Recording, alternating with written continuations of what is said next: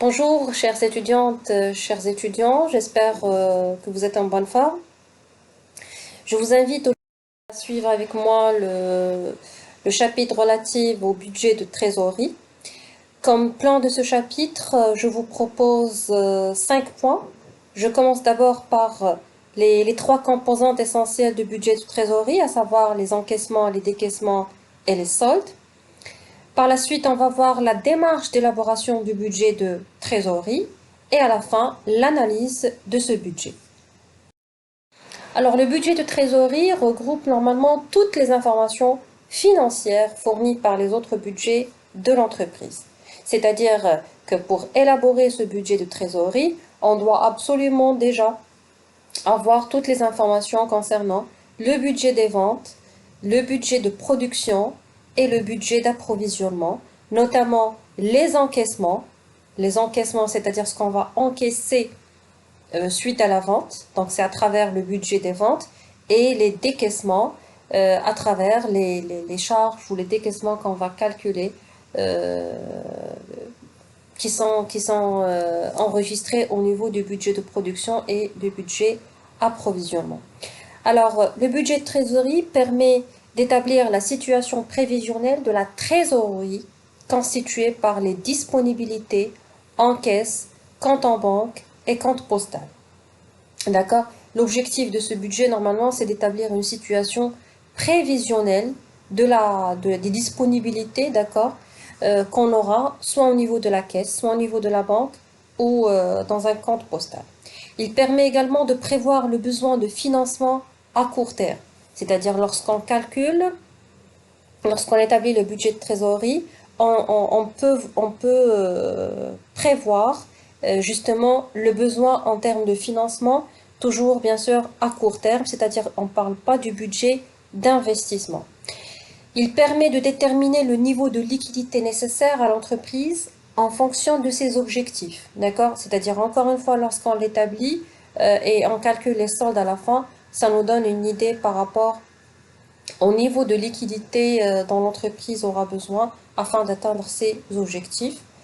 Il permet également de synthétiser l'ensemble des activités de l'entreprise par les flux financiers prévus, d'accord? Il synthétise, c'est le budget qu'on établit d'ailleurs à la fin, et il synthétise l'ensemble de l'activité de l'entreprise, de porter une appréciation également sur la situation prévisible au sein de l'entreprise et enfin de prendre des décisions en matière financière. Et on va voir tout ça en détail, bien sûr, lorsqu'on va expliquer comment on établit le budget de trésorerie. Alors, le budget de trésorerie est généralement établi mois par mois pour une période soit de 6, soit de 12 mois. C'est-à-dire qu'on peut établir soit un budget semestriel ou annuel. Qu'est-ce qui comprend ce budget de trésorerie? Il comprend 3 éléments absolument essentiels, à savoir les encaissements, les décaissements et enfin les soldes. On parle ici soit du solde du mois ou le solde cumulé à la fin de chaque mois. Le solde du mois, c'est-à-dire on prend uniquement par rapport à un mois, encaissement moins décaissement, ça nous donne le solde du mois. Sinon, si on prend en considération la trésorerie initiale au niveau de ce mois en question, on prend trésorerie initiale plus encaissement moins les décaissements, ça nous donne le solde cumulé à la fin de chaque mois. Ça, on va l'expliquer tout à l'heure à travers un tableau. Je commence par le premier point, à savoir les encaissements. Qu'est-ce qu'on met dans cette ligne des encaissements? Il s'agit des flux financiers entrants et ou des entrées de fonds en trésorerie prévues pendant la période considérée. D'accord?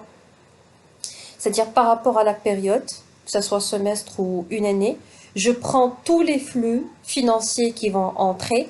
Bien sûr, quels sont les flux financiers entrants de l'entreprise? Ils sont constitués par quoi? En principe, ils sont constitués par les ventes. D'accord? C'est le chiffre d'affaires qu'elle va réaliser. Ça, c'est les flux financiers entrants. Ou bien sûr des entrées de fonds en trésorerie s'il y a lieu à des entrées en trésorerie. Alors, ces encaissements proviennent soit des règlements à échéance des créances détenues sur les clients, d'accord? Et là, bien sûr, au niveau de mon budget des encaissements, par exemple, j'ai prévu de vendre une quantité X pendant le mois de janvier. Cette quantité que je vais vendre, je ne vais pas encaisser son argent le mois même. Des fois, il y a des décalages en termes de règlement. Donc, je dois prendre en considération ces décalages, soit de 30, 60 ou 90 jours. Et bien sûr, tout ça, ça doit être stipulé dans l'exercice. Ah, ou là, si vous raisonnez côté pratique, bien sûr, vous aurez l'information concernant le mode de règlement qui est pratiqué au sein de l'entreprise. Vous avez également des effets de commerce encaissés ou négociés lors de remises à l'escompte. Si jamais j'ai un effet de commerce, je l'escompte. Donc, c'est une entrée d'argent, c'est un flux financier entrant. Vous avez également les ventes ou les recettes encaissées au comptant en espèces, par chèque ou par virement. Donc là, c'est des flux financiers entrants qui seront encaissés par espèces, qui vont entrer directement dans la trésorerie. Vous avez également les concours bancaires éventuels ou les emprunts obtenus auprès d'organismes financiers. J'ai contracté un crédit, donc ça sera une entrée d'argent, je l'enregistre au niveau des encaissements. Bien sûr, pour la partie emprunt. Je passe au deuxième point, les décaissements. Ils sont constitués par les flux financiers. Maintenant, ce sera les flux financiers sortants prévus pendant la période, c'est-à-dire les paiements. D'accord? Alors, ils sont constitués soit des achats de biens et services payés au comptant, qu'on paye le mois même, des règlements des dettes aux fournisseurs. Et là aussi, il faut prendre en considération les décalages en termes de mode de règlement, 30, 60 ou 90 jours d'échéance. On prend en considération les effets de commerce domicilié qui sont réglés par banque aux bénéficiaires. Les salaires nets, les impôts et les frais payés, d'accord? Donc, tout flux financier qui va sortir de l'entreprise, toute dépense qui sera engagée au sein de l'entreprise, je l'enregistre dans les décaissements. Vous avez également les remboursements d'emprunts ou des paiements des intérêts. D'accord? Si on a un emprunt et qui est amorti, payé à travers des annuités, automatiquement, on le prend en considération au niveau des décaissements. Et à la fin, vous avez la TVA nette due au titre du mois précédent. La TVA également, on va constituer un budget par rapport à la TVA pour calculer la TVA nette. Il est possible de distinguer les opérations d'exploitation et hors exploitation. Des fois, lorsqu'on veut établir les tableaux des encaissements et des décaissements, on peut établir des tableaux qui sont relatifs juste aux opérations d'exploitation, achat, vente, etc. Et un autre tableau pour les hors exploitations, notamment les emprunts, les investissements, etc. Comme on peut les mettre dans un seul tableau et distinguer juste entre encaissement et décaissement. J'arrive au troisième point maintenant, les soldes. Les soldes, c'est quoi? C'est la différence entre les encaissements et les décaissements. Indique la situation de trésorerie pour chaque mois. Ça peut être soit une trésorerie positive ou excédentaire, ou bien une trésorerie négative ou déficitaire. C'est-à-dire, je prends en considération pour chaque mois, je prends encaissement moins décaissement. La différence entre les deux constitue mon solde. Bien sûr, si les encaissements sont inférieurs aux décaissements, c'est-à-dire mes entrées d'argent sont inférieures par rapport à ce que je décaisse, j'aurai automatiquement une trésorerie qui est négative ou déficitaire. Par contre, si mes encaissements sont supérieurs par rapport à mes dépenses, automatiquement j'aurai une trésorerie qui est excédentaire ou bien positive. Il est possible de cumuler les situations mensuelles afin de faire apparaître le solde cumulé de la trésorerie à la fin de chaque mois. Ne figurent pas, bien évidemment, dans le budget de trésorerie les charges et les produits calculés, notamment les dotations aux amortissements, les dotations et reprises de dépréciation. Alors, je passe au point suivant, à savoir la démarche d'élaboration du budget de trésorerie. C'est-à-dire concrètement, lorsqu'on veut élaborer un budget de trésorerie, par quoi on commence? Alors, le budget de trésorerie, c'est la transformation des charges et des produits de tous les budgets précédents en encaissement et décaissement. C'est-à-dire que je prends les budgets qu'on a déjà établis avant. Il s'agit de 3 budgets essentiellement. Je commence par le budget des ventes. Et ce budget des ventes, c'est ce qui constitue mes encaissements. D'accord? Automatiquement. Après, j'aurai budget production et budget approvisionnement. Et là, ça va constituer mon budget des décaissements. D'accord? Donc, je vais le mettre dans la partie décaissement. Si bien sûr il y a lieu à un budget d'investissement, il y aura donc un autre budget en plus à prendre en considération. Son élaboration se fait en 3 étapes. Donc la démarche concrète pour établir un budget de trésorerie, c'est ça. Premièrement, je commence déjà par collecter des informations. Les principales en sont le bilan de la fin de l'année passée. Absolument, je ne peux pas commencer à établir mon budget de trésorerie sans avoir les informations concernant le bilan de la fin de l'année passée. Pourquoi? Pour voir quels sont les fournisseurs qui doivent être payés, en quel mois ils seront payés, les clients également. D'accord, les créances. Donc, je dois voir la rubrique dette fournisseur. Je regarde la rubrique créances clients pour voir quand est-ce que les clients également ils vont me payer, quand est-ce que je vais encaisser de l'argent. Tout ça, je le prends en considération et je l'inclus dans mon tableau. D'accord. Et bien sûr, je regarde d'autres soldes. On va les expliquer tout à l'heure. Vous avez les budgets approuvés pour l'année qui démarre, les budgets de l'année qui démarre, c'est-à-dire les 3 budgets dont on a parlé tout à l'heure, qui sont normalement déjà approuvés au sein de l'entreprise. Connaissance des modes de règlement pratiqués par l'entreprise. Ça aussi, c'est une information qui est très importante. Je ne peux pas établir mon budget encaissement ou décaissement si je n'ai pas une idée par rapport au mode de règlement qui est pratiqué par l'entreprise, que ce soit avec les clients ou bien les fournisseurs.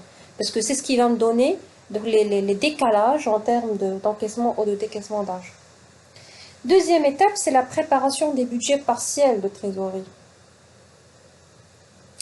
C'est quoi ces budgets partiels? C'est ce que j'ai expliqué tout à l'heure. Le premier, c'est le budget des encaissements, qui doit tenir compte des décalages d'encaissement introduits par les modes de règlement. Il doit regrouper aussi les créances clients qui arrivent pendant cette période. Alors, je vous explique un petit peu la structure de la chose. Depuis le début du cours, nous avons vu le budget des ventes, c'est là où il y a les prévisions statistiques, etc. Et à la fin, on établit un budget des ventes. Qu'est-ce qu'on met dans ce budget? On met les quantités qu'on va vendre et le chiffre d'affaires. D'accord? Et normalement, ça s'arrête là. Maintenant, quand on veut passer un budget encaissement, qu'est-ce que je dois faire? Je vais prendre ce chiffre d'affaires par rapport à chaque mois, d'accord? Et je vais prendre en considération maintenant les décalages de paiement des clients, d'accord? Par exemple, je vous donne un petit exemple. Pendant le mois de janvier, je prévois par exemple de réaliser un chiffre d'affaires de 1000, d'accord? Supposons que mon mode de règlement pratiqué avec mes clients, c'est 50% comptant, 50% 30 jours. Dans 30 jours. Qu'est-ce que je vais faire? Donc, j'aurai 2 lignes. Au niveau de mon budget des encaissements, j'aurai 2 lignes. La première ligne, je vais mettre paiement comptant. Donc, aide les 1000, je vais la diviser en 2. J'aurai 500 qui sera encaissé directement comptant pendant le mois de janvier. Les 50% restants, ça sera décalé d'un mois. Donc, je vais mettre la deuxième ligne dans 30 jours, paiement dans 30 jours. Et qu'est-ce que je vais faire? Les 500, où est-ce que je vais les mettre? Ça ne sera pas durant le mois de janvier, parce que je vais les encaisser durant le mois février, avec un décalage de 30 jours. Et le décalage, on le calcule à partir du 1er. Mais c'est le 1er janvier, décalage d'un mois, donc je l'encaisse jusqu'au 1er février. D'accord? Donc les 500 qui restent, je les enregistre durant le mois de février. Ok? Alors mon budget des encaissements, qu'est-ce que j'aurai? La dernière ligne, je rassemble les différents encaissements de chaque mois. Le mois de janvier, il y aura juste les 50% qui sont payés comptant. Le mois de février, qu'est-ce que j'aurai? j'aurai les 50% du mois de février qui seront payés comptant, plus les 50%, euh, les 50% qui devaient être payés qui sont relatifs au mois de janvier, qui ont été décalés d'un mois. D'accord? Et ainsi de suite. Ça sera ça mon budget des encaissements. De toute façon, tout à l'heure, avec un tableau, je vais vous expliquer cette démarche. Deuxième chose, alors il doit regrouper, je suis toujours dans la ligne budget des encaissements, il doit regrouper aussi les créances clients qui arrivent pendant cette période. Ça veut dire quoi? C'est là où on a dit qu'il faudra revenir au bilan de fin de l'année passée. Je regarde mon bilan du 31 décembre et je regarde la rubrique créances clients. D'accord? Ce montant, normalement, c'est un montant qui est relatif à des ventes qui sont effectuées le mois de décembre. Et je regarde, encore une fois, les modes pratiqués, les modes de règlement pratiqués par l'entreprise. Si elle pratique 30 jours de décalage, donc ce montant-là, cette créance client, elle sera payée le mois de janvier. Donc j'inclus ce montant durant le mois de janvier.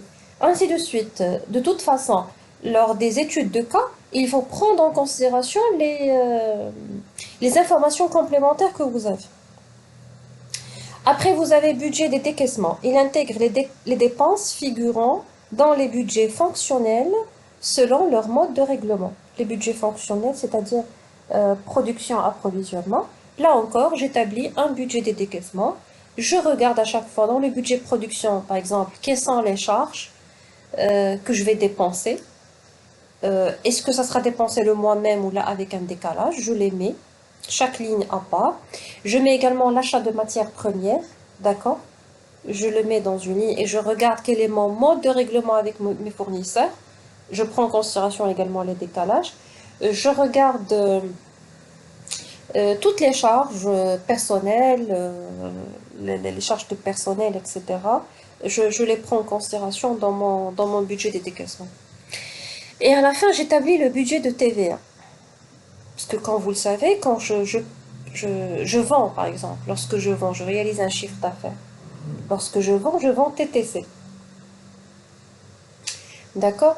Alors, dans ce budget des encaissements que je vais établir, si par exemple j'ai choisi de travailler avec un chiffre d'affaires TTC, je dois retrancher la TVA. Parce que moi, en tant qu'entreprise, je ne suis qu'un intermédiaire. Je collecte la TVA. D'accord? C'est la TVA collectée suite à la vente. Et je retranche la TVA déductible à travers et que je paye à mes fournisseurs. D'accord? La différence, c'est ce que je paie à l'État. C'est ce qu'on appelle la TVA due. D'accord? Donc là aussi, j'établis un autre tableau, budget TVA, qui va contenir TVA collectée à travers les ventes, moins la TVA déductible à travers les achats, et je calcule soit la TVA due, soit bien sûr crédit de TVA. Et c'est à travers ça, à travers cette démarche, il y a ces trois sous-budgets que j'établis, ce qu'on appelle également les budgets partiels, encaissement, décaissement, TVA. Par la suite, je peux établir mon budget de trésorerie. Alors, troisième point, l'élaboration du budget récapitulatif de trésorerie, ce qu'on appelle un budget récap, parce qu'il récapitule tout ce qu'on a fait dans les budgets partiels. Il est généralement établi en deux versions. Alors déjà, je vous explique comment on établit ce budget récap de trésorerie. Je prends mes encaissements, moins mes décaissements, et j'aurai automatiquement le solde. Là, normalement, les entreprises peuvent établir soit une version, ils établissent au départ une version initiale qui fait apparaître les soldes mensuels de trésorerie, et encaissement moins décaissement, et j'aurai le solde. Si par exemple, je vois que lorsque j'ai calculé mes soldes, que tous les soldes que j'ai calculés sont négatifs. Et à chaque fois, il y a les encaissements qui sont inférieurs par rapport à mes décaissements. C'est pas bien pour l'entreprise d'avoir une trésorerie qui est négative tout le temps.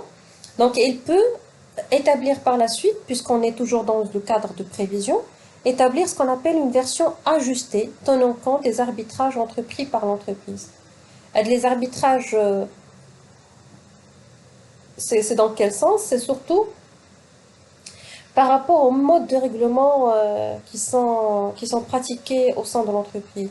Si par exemple, au niveau de mes encaissements, c'est-à-dire avec mes clients, je pratique un mode de règlement avec un décalage de 60 jours, mais moi, avec mes fournisseurs, je pratique un mode de règlement avec un décalage uniquement de 30 jours. Dans ce cas, automatiquement, c'est clair que j'aurai une trésorerie négative. Parce que mes ventes sont décalées de 60 jours, mais mes encaissements sont décalés de 60 jours, mais mes décaissements, c'est-à-dire lorsque je vais payer, c'est uniquement décalé par exemple de 30 jours. Ça, c'est pas très bénéfique pour l'entreprise, donc elle peut revoir ses modes de règlement, soit à travers une négociation avec les clients ou bien avec les fournisseurs. Voilà, on arrive ici à un exemple de présentation de budget de trésorerie. Là, ça va, vous allez voir de manière concrète ce que j'étais en train d'expliquer tout à l'heure. Alors, vous avez par exemple les encaissements. Comme j'ai dit, on a par exemple des ventes au comptant de 100 000 durant le mois de janvier. Nous avons par exemple un encaissement d'effet de 350 000 et nous avons un emprunt, un crédit qu'on a contracté durant le mois de janvier de 50 000. Là, c'est un exemple où on a mis un budget encaissement qui englobe les éléments d'exploitation et hors exploitation. Donc, par exemple, on a calculé les encaissements du mois de janvier, on a trouvé 500 000, pour février 400 000, mars 600 000, etc. On regarde maintenant les décaissements. On commence bien sûr par les achats. Par exemple, on a des achats en comptant durant le même mois qu'on va payer à 60 000. Nous avons par exemple un règlement aux fournisseurs. Ce règlement fournisseur, c'est-à-dire c'est ce qu'on voit au niveau du bilan de fin d'année. 31 décembre, on a par exemple, si on a par exemple une dette fournisseur de 120 000, on va l'enregistrer au niveau du mois de janvier. S'il y a des règlements, d'autres effets à prendre en considération également durant le mois de janvier, on prend également les autres dépenses, salaires, charges sociales, services, etc. Donc on enregistre tout décaissement durant ce mois. Donc, par exemple, on a 480 000, 500 000 pour février, 400 000 pour mars. Après, qu'est-ce qu'on fait? Normalement, là, on va établir notre budget de trésorerie. D'accord? Alors, regardez, vous avez trésorerie initiale, total des encaissements, total des décaissements, solde trésorerie du mois, et à la fin, vous avez trésorerie cumulée.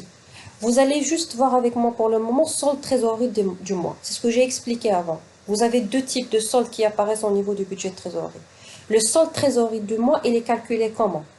Je prends total encaissement, que j'ai calculé en haut, 500 000, moins total décaissement, 480 000. Ça me fait un solde de la trésorerie du mois de janvier qui est de 20 000. Maintenant, si je veux calculer la trésorerie cumulée du mois, ça veut dire quoi la trésorerie cumulée? Je prends en considération la trésorerie initiale que j'avais au début du mois de janvier. Vous allez me dire où je vais avoir l'information. C'est le bilan de fin d'année. D'accord? Vous regardez les disponibilités. La trésorerie disponible au sein de l'entreprise, 15 000. Par exemple, nous avons ici 15 000. Alors, qu'est-ce qu'on fait?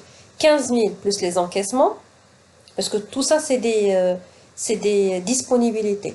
15 000 plus 500 000, moins 480 000. D'accord? Si vous calculez, ça va vous faire la trésorerie cumulée qui est de 35 000. Ça marche? Donc, cette trésorerie cumulée, c'est la trésorerie normalement, réellement, dont je dispose à la fin de janvier, en prenant en considération, bien sûr, la trésorerie initiale au début. OK? Alors, la ligne trésorerie, solde trésorerie du mois, ça nous donne juste l'information de la différence entre l'encaissement et le décaissement du mois même. Mais c'est la trésorerie cumulée qui nous donne la situation réelle des disponibilités de l'entreprise. Alors, regardez, les 35 000, qu'est-ce qu'on fait avec? On va les faire remonter dans la trésorerie initiale du mois de février. Parce que c'est ce qui va constituer les disponibilités, la trésorerie initiale au sein de l'entreprise pour le mois de février. Et il y a également une information très importante à prendre en considération à ce niveau. Les autres budgets, encaissement, décaissement, TVA, etc., euh, tout ça, tous ces budgets, on les établit ligne par ligne. C'est-à-dire que je, je mets toutes les informations par rapport à toute la ligne, toute l'année, de janvier jusqu'à décembre, et je passe à l'information suivante. Par contre, pour le budget de trésorerie, je l'établis colonne par colonne. Et c'est-à-dire que je dois calculer la première colonne pour avoir la trésorerie cumulée. Et par la suite, je passe, parce que c'est cette information que je vais calculer à la fin, ici les 35 000, c'est ce que je vais faire remonter à la trésorerie initiale du mois de février. Donc, je raisonne colonne par colonne. Alors, j'ai calculé trésorerie initiale 35 000 pour le mois de février. Qu'est-ce que je mets après? Le total encaissement du mois de février, vous avez 400 000. Total décaissement du même mois, 500 000. Alors, vous regardez solde de trésorerie du mois, comment on l'a calculé? C'est 400 moins 500, ça nous fait moins 100 000. Donc là, vous voyez que c'est une trésorerie qui est négative. Pourquoi? Parce que les encaissements sont inférieurs aux décaissements. Et la trésorerie cumulée, comment on l'a calculé? Vous avez 35 000 plus 400 000 moins 500 000. C'est ce qui nous fait une trésorerie, encore une fois, négative de 65 000. Alors, ce montant-là, moins 65 000, c'est ce qu'on fait remonter comme trésorerie initiale du mois de mars. Et en calcul normal, total encaissement pour le mois de mars, vous avez 600 000, moins 400 000 et décaissement, ça nous fait un solde trésorerie du mois de 200 000. Pour la trésorerie cumulée, ça sera moins 65 000, plus 600 000, moins 400 000. Ça nous fait une trésorerie cumulée de 135 000. Et c'est le montant qu'on va remonter pour le mois d'avril, et ainsi de suite.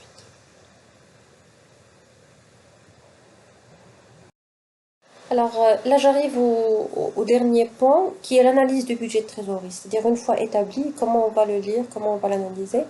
Le premier cas, on peut avoir par exemple un solde cumulé qui est positif.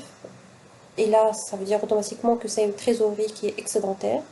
Là, l'entreprise n'a pas de problème de financement à court terme, puisqu'elle dispose de disponibilité. Il faudra examiner les formes de placement les mieux adaptées afin de rentabiliser les disponibilités.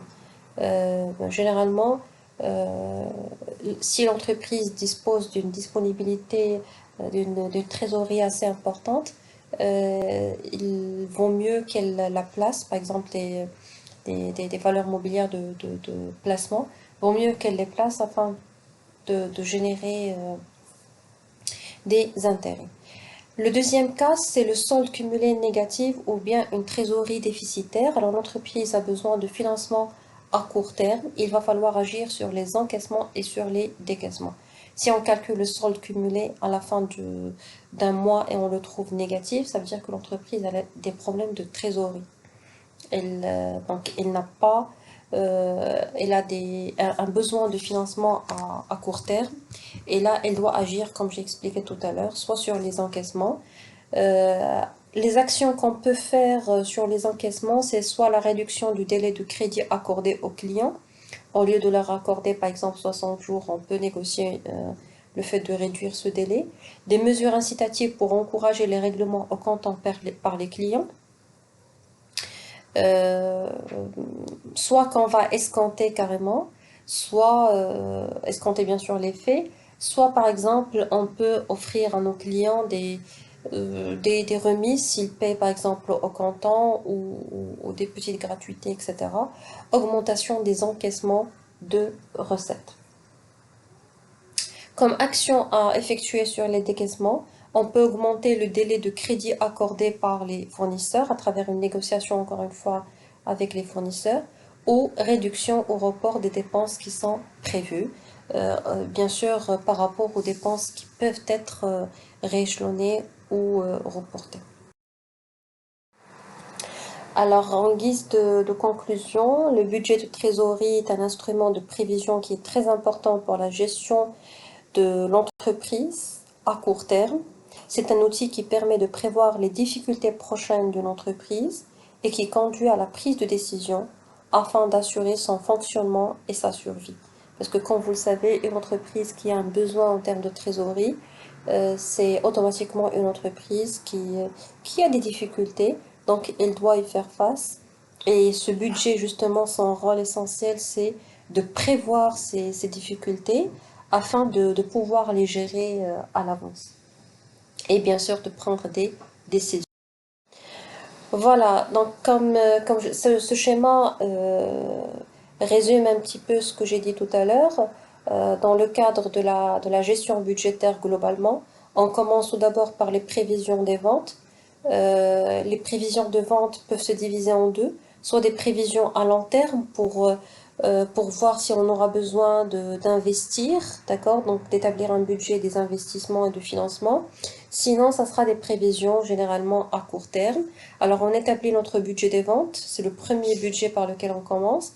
Deuxième budget, vous avez le budget de production. Troisième, vous avez le budget des approvisionnements. Bien sûr, à travers ces différents budgets, on établit, on calcule les charges qu'on va dépenser, que ce soit les charges liées au budget des ventes, donc les charges commerciales, euh, les charges de distribution, les charges de production ou diverses. Et à travers tous ces budgets, on arrive à la fin au cinquième budget, c'est le budget de trésorerie, qui est une synthèse des budgets précédents. Comme on établit le budget de trésorerie, vous avez toujours trésorerie initiale plus encaissement moins décaissement. C'est ce qui nous donne la trésorerie finale du mois. D'accord? Et si on veut juste le solde du mois, ça sera uniquement encaissement moins décaissement.